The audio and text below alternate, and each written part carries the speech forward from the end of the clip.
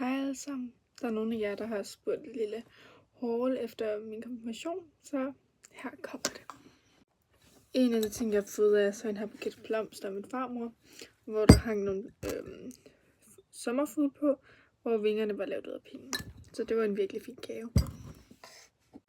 Så fik jeg også en champagneflaske af faktisk konje, fordi jeg elsker faktisk konje. Jeg fik også sådan en kæmpe Twix-pakke. Altså en stor en, hvor der var et billede af mig på.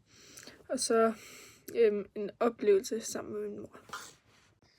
Så har jeg også fået de her øreringe, som er fra Vipholm.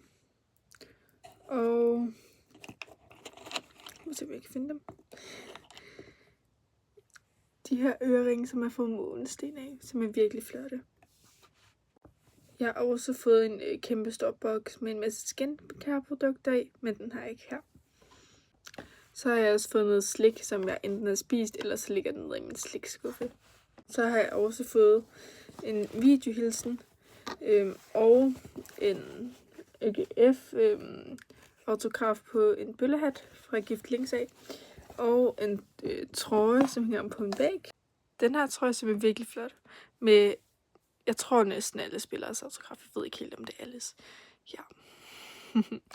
Som jeg fik af min far, fordi at vi begge to er store AGF-fans. Så fik jeg også en ny computer.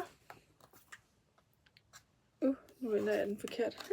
En MacBook, som jeg er virkelig glad for, og den fungerer fantastisk. Så købte jeg også noget for min konfirmationspenge, som et par AirPods, og det er det eneste, jeg har købt for dem endnu. Jeg glemte helt noget.